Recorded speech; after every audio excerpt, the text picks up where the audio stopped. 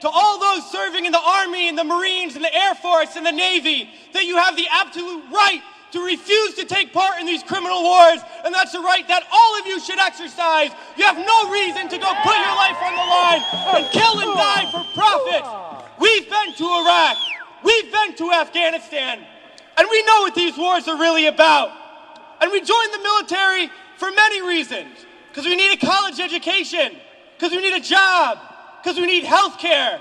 And then we joined the military, and they tell us that our enemies are poor people in caves in Afghanistan, or poor people in the deserts of Iraq. But we've been to those countries, and we know that our enemies are not other poor people abroad. Our enemies are the people that laid us off from our jobs, that denied us health care, that make it impossible to get an education. Our enemies are not in the poorest countries on the planet, but right here in the richest one. Now these wars, the occupations of Iraq and Afghanistan alone, are costing over $700 million every single day. This is a crime. Every single day, while so many of us are hurting. Well, I think all of us here, and the vast majority of people in this country, would agree that we can spend $700 million a day better than bombing people that we have no reason to bomb. We can spend $700 million a day rebuilding those countries we've destroyed. We can spend $700 million a day caring for the veterans we get home when they get home. And then we can spend $700 million a day giving every single person health care, a college education, a job, and a livelihood, and a home. That's what we need to be spending our money on. But this government is not going to do that. They're not going to use the money in that way. They're not going to end the wars. And they're not going to do it because it's not our government. It's their government.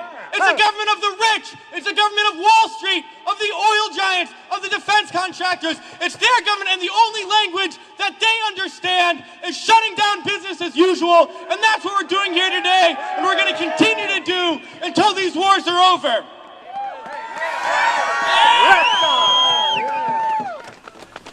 Well, it's crystal clear now that these wars are going to continue and expand and go into other countries. That is the trend. That is what we know, that there is perpetual war, and it's only going to stop if the people stand up and stop it. And that's what we're going to do, sisters and brothers.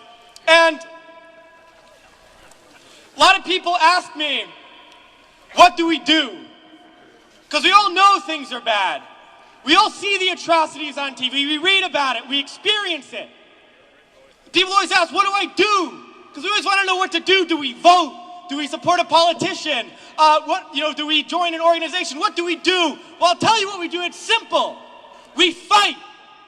We fight and we fight and we fight, and we shut down our workplaces. We shut down our schools. We shut down the streets. We shut down business as usual, and we fight until we force the people in there to do what the people out here want, because that's how we're going to get around, and we're going to fight until there's not one more bomb drop, not one more bullet fired, not one more soldier coming home in a wheelchair, not one more family slaughtered, not one more day of U.S. imperialism. So let's fight to make that happen. We can do it today, and then the days ahead, we have to fight to end these wars and create a better world, sisters and brothers. So join us in that fight. Thanks.